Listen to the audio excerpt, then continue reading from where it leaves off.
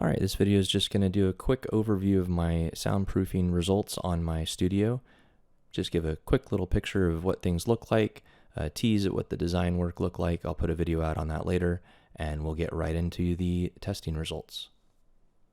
Alright, so what we're going to do is just use this tablet here to visually show you the needle moving. This needle's not calibrated in any way, so we've got a microphone set up instead. This is a really nice AKG C14, and these monitor speakers, we're going to play a swept sine wave here. This is what the waveform looks like. We're going to do this test with the door open and then with the door shut. I've put the phone mic in the left track and the studio mic on the right track and lowered both by -12 dB so you don't have to hear a loud sine wave.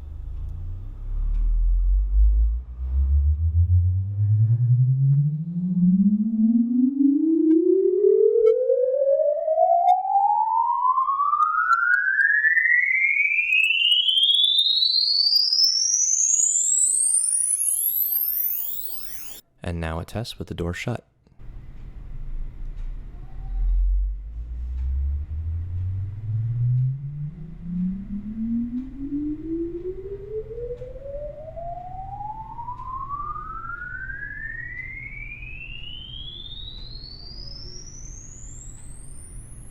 Alright, what we're looking at here is just my digital video audio workstation software. The left waveform half is the door open and the right half is the door closed.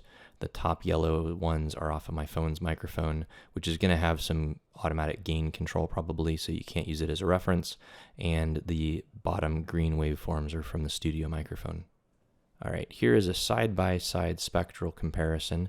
The left half is the door open and the right half is the door closed. You can definitely see a significant drop in intensity. Right? That red line on the left is that really loud swept sine wave, and on the right, significantly reduced.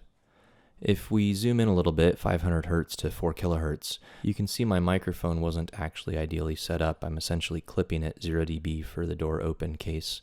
But for the door closed case, we're down peaking around -35 dB, with the majority of that yellow around -50 dB. That means we're getting about 25 to 30 dB reduction.